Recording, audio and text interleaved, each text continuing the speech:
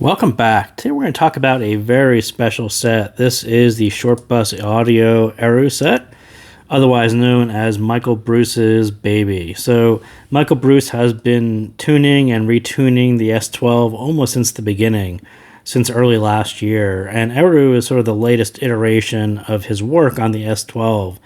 And for those of you who aren't aware, the S12 driver is an amazing driver. It was the amazing driver from the beginning, still an amazing driver through the S12 Pro, and they haven't really replaced the driver.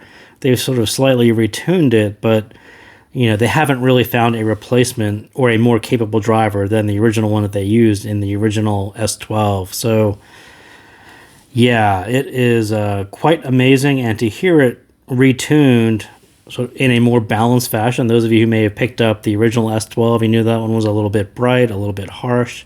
The S12 Pro was an iteration on that. They put some foam into it, brought down the treble a little bit so it was a little more palatable for most people.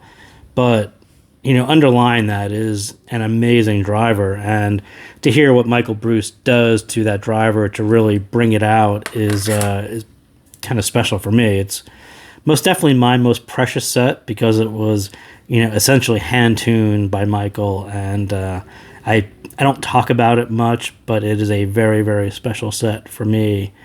So let's kind of jump into it, and we'll start here on what the frequency graph looks like, and you can kind of see it looks a little different than the original S12. So we'll start here, right? I would call that a bass-boosted neutral style bass shelf. Kind of pops up just above 65, above 5 dB. That's probably 7 dB. I think that is, especially for planar, that's a little bit meaty. There is a good amount of mid bass there to carry through right into your mids, but not too much where it starts to bleed into the mids or get distracting. I would call that bass boosted neutral for me. So low pin gain. Those of you who watch Michael Bruce's reviews, who see his postings on Facebook or HeadFi or on Discord, big fan of low pin gain, and not all that surprising that Eru has a very relaxed pin gain. That's probably 6 dB.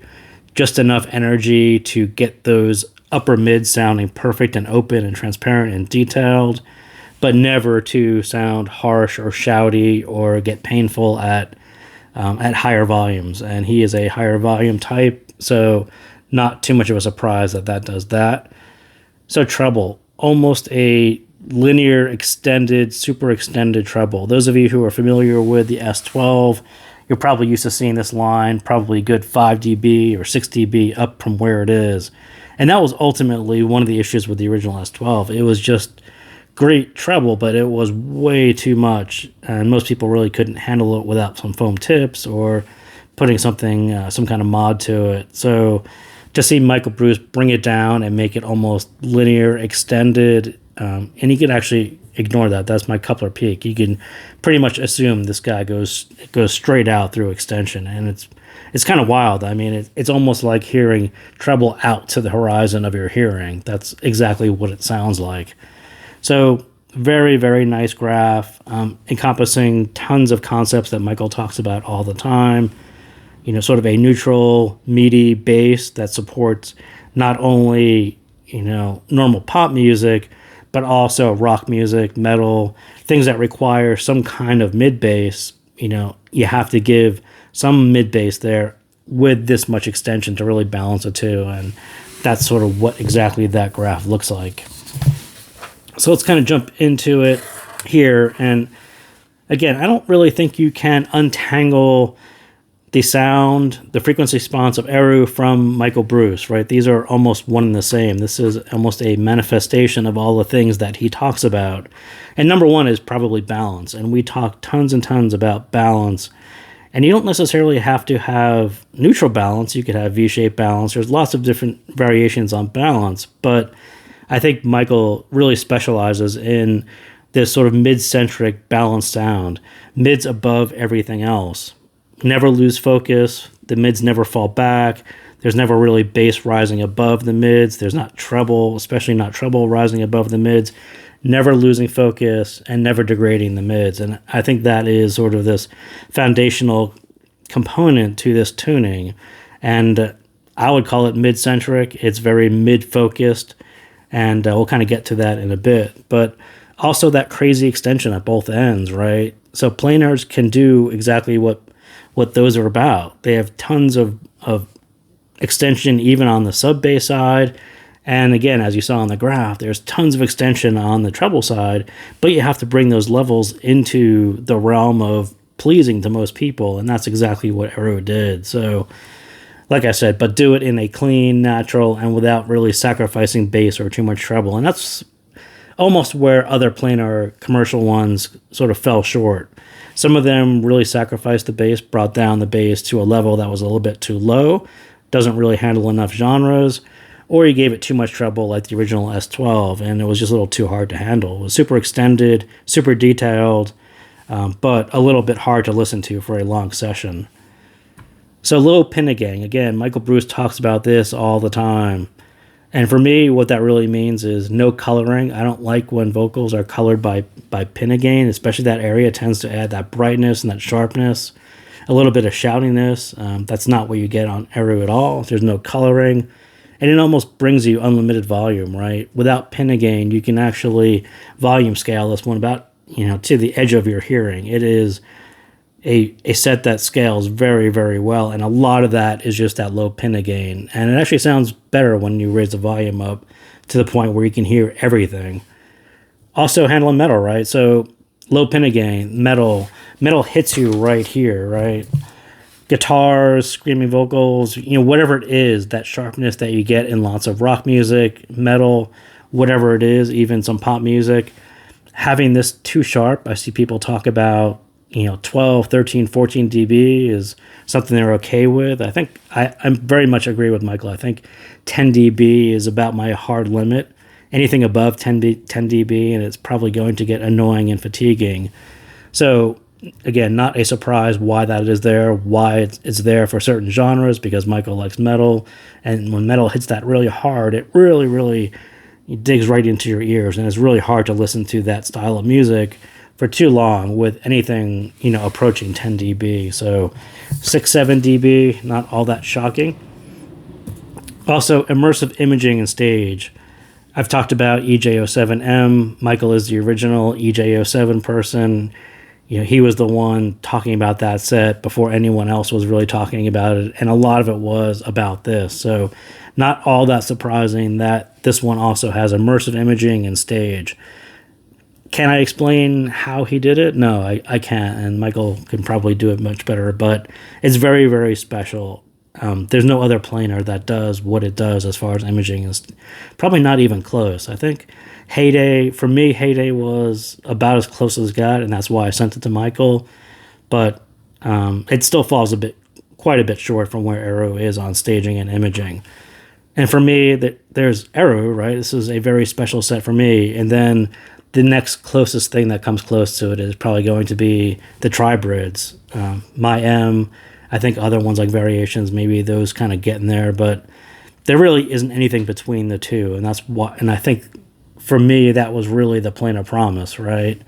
$100 sets, $200 sets that really took you well into mid-fi and bumped up right against these tri-fi, these kind of really expensive mid-fi sets, those $500 sets, and I think Eru does that really, really well. It is that promise that I've always talked about, and how I don't really have that much of a desire to pick up too many mid-fi sets, and a lot of it is due to the set, and I just don't think that there's that much value in picking up too many mid-fi sets that are going to do something better than Eru. I'm not sure that's going to happen in the short term at all. So source, I do prefer, I have my topping DX5, something neutral with as little roll off as possible, because it's very noticeable. I didn't like warm sources with it either. I think it's got enough mid bass, and I love the cleanliness of it. I love hearing the black background, how sharp everything is. I love all those planar bits to it. And so I just wasn't too much of a fan of some of my other sources, even the i-Fi, the Go Bar, and I have a Blue now, and they're kind of okay. They're not as good as topping, and a lot of it has to do with, just hearing everything with a very clean, pristine source. So Not that those are dirty sources at all, but I think their warmth, I think, doesn't necessarily play well with what I love about Eru. Volume, as loud as you can go, it only gets better to the right. Again, Michael Bruce talks about this a lot. Not all that shocking that it is a set that volume scales very, very well. Sound, I would call it natural, full-bodied neutral. I think neutral doesn't have to be lean and thin. I think this is a very good example of how you can play with the levels and give, especially a planar, which has a fast decay on the bass. It doesn't stay too persistent. It doesn't cloud the imaging, but you can give it a kind of a beefier level, and it still sounds fine without ruining your mids. So I do think planars have to move in that direction of really being more full-bodied, because the leaner version of planar bass just tends to feed into the planar timbre and makes them a little thinner and kind of less pleasing. So bass. So planars do have all that treble and extension, but they really do need quite a bit of bass to counterbalance and round out that a very refined sound. I mean, so lots of planars sort of bumped this up too much, and it became a little soft and pillowy, or maybe a little bleeding into the mids. Some of them bumped this up so high that this wasn't enough. This was down, like Dioko was one. Dioko and Talos were both ones where they brought the bass shelf down, which made this stand out a lot. So it became super detailed and extended, but you didn't really have the counterbalance, and you didn't have the ability to go into lots of different genres like rock or even EDM.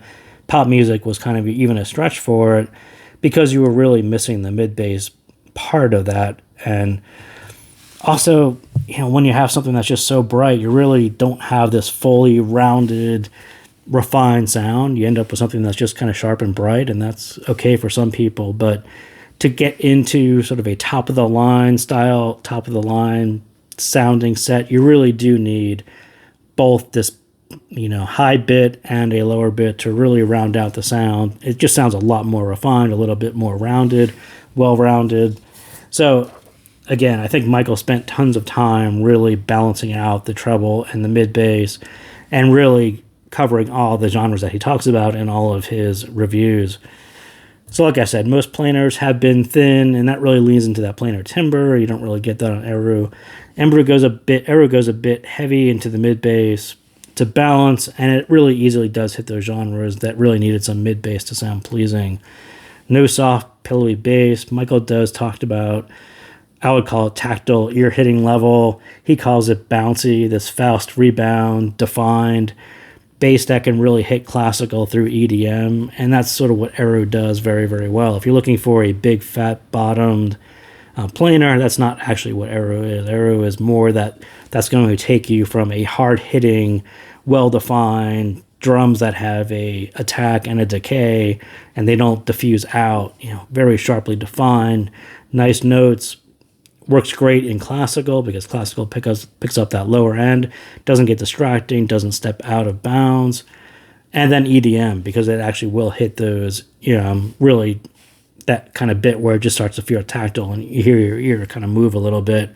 Drums have some impact to it, and this one is quite impactful. So yeah, I think it covers everything except the big fat bottom sets, and if you want that, you can certainly EQ more bass, more sub bass into it, and it will go there, because the S12 driver will most definitely go there without any problems. So the mids, again, I think this is Michael's passion, perfect meaty metal mids, and you've got to have metal in there at some point, otherwise it's not going to be a Michael Bruce set. But you really do need that body for the lower mids. But, I think the lower mids for the male vocals, even rock music, the bass lines, I think all that stuff has to be there. But it still needs to sound big and open and transparent and dynamic with that relaxed pinna. And you really got to let the planar do what the planar does best, and that is beautiful, pristine, detailed, high-resolution mids. And once you set up the bass so it doesn't really interfere with that, and you have a treble that only adds to that, that is the recipe for success. And that's why I sort of say this is a more of a mid-centric set, and that is the reason. I think both of the treble and the bass were set up just to perfectly complement the mids, which, again, not really a surprise, because I think that's Michael's thing. Lower pinna gain sounds natural, flows right into the treble. But most important, like I was just talking about, is really balance on the left and the right, the bass and the treble. And that's what most planers are actually missing. So Queensryche, Operation Mindcrime. So I'm not necessarily caught up on that track, or that whole CD is actually pretty awesome if you haven't heard it before. But lots of rock songs. First time I get a set, open the box, put on a rock track. They have that intro, guitars, drums, bass, whatever the intro part is, and you just wait for that first line of vocals. And you're like, is the vocals going to be set back? Are they going to be forward? Are they going to be clear? All those things that lots and lots of sets get right and wrong. And to hear them done on almost a mid-centric set where the vocals are almost perfect, riding just above everything else, nothing distracting you from the vocals, always in focus. That's what's actually special about Eru, and that's what's special about it to me. So, yeah, I do love that. But, whether it's Queensryche Operation Mindcrime or Running with the Devil, Kisses, Destroy Rock City, lots and lots of tracks have that intro opening, and I always wait for that first line of vocals to figure out, is the set going to be okay? Is it great? Or is it just sound like everything else, like a V-shaped set? And the vocals are going to be set back a little bit and not all that interesting. But yes, Eru does that very, very well. And to hear his vocals ride above the guitars and the drums is actually pretty amazing on that whole CD, actually. Treble, so linear from one end to the other one. On a pristine source, it should really sound like a black background, very sharp, cutting, but refined. Not harsh. It's well-rounded is what I would call it. You got to have those sharp notes, but there's got to be this sort of softer, lower edge to it, and that's what makes things sound natural and not so only bright or only sharp. I think that works up until a certain price point, and then after that, you really need both ends to sound refined and top of the line. But again, the treble should actually go out forever. Planers do great treble when the levels are right, and anyone, if you've ever EQ'd any of them, even going down to the KZ PR1s, you know that they can do very, very nice treble. It just needs to be at a level that works for your music or your ears, and that's exactly what Michael did in bringing down the S12 treble level down to a level where it's just about neutral, but it extends out to the horizon. So it's really why planers take you right into mid-fi, and Eru is no different. Lots of budget sets have some treble. They tend to do okay treble. Mid-fi tends to do treble kind of okay and better. And then when you get into top-of-the-line sets, you're really talking about extension like Eru can do and detail in the treble. And, those things just get expensive, and we pay a lot of money to have sets that extend as much as Eru. So Eru is really no different in that respect. Just clarity out to the horizon like I was talking about. So odd track. So Madonna, What It Feels Like to Be a Girl, the Above and Beyond remix. So same thing. If you watch that track on your spectrograph, you realize it has a ton of upper range energy. Turn it up to 10 or 11. On most sets, especially on V-shaped sets, it is very energetic. It is as energetic and engaging as it should be. The problem is her vocals. On a V-shaped set, they're going to get drowned out. There's a lot of treble, and it's going to override her vocals a little bit.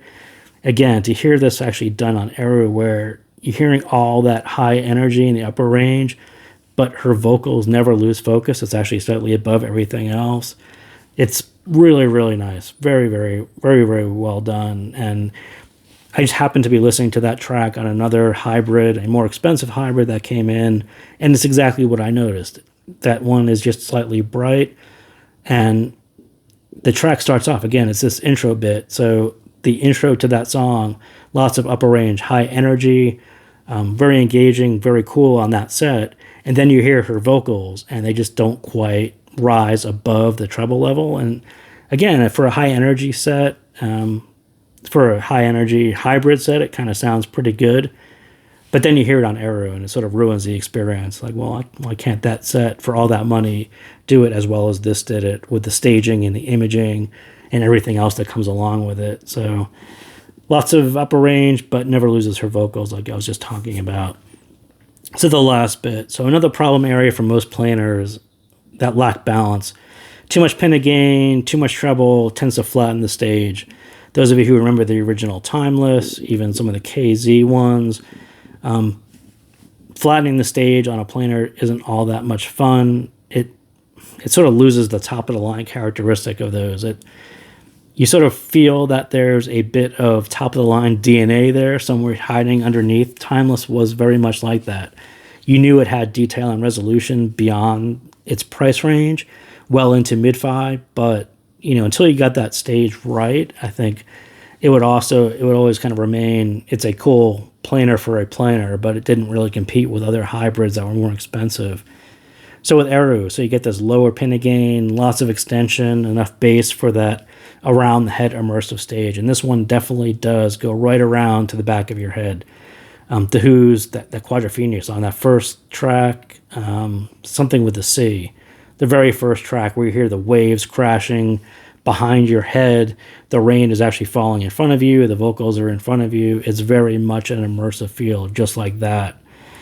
So yeah, lots of precise imaging. I don't think I have another set that actually does better imaging and stage than Eru right now. I think M again is probably about as close as I got to it. Precise imaging, no definition, all that transparency, separation, it really only adds to that big wow to the experience that you get with a set like this. And then, like I was just talking about, it also ruins the next set that you put into your ears, and that's exactly what happens with most sets. And also why I haven't talked about it too much. It's it's just kind of a step or two or three or four beyond sets that are even close to the price range. And again, S12 is kind of an affordable thing, but even when you look at the other sets through mid-fi up until M level, there's not really too many sets that are going to beat a handcrafted, hand-tuned planer like this one. So again, thank you guys for tuning in, and we'll see you next time.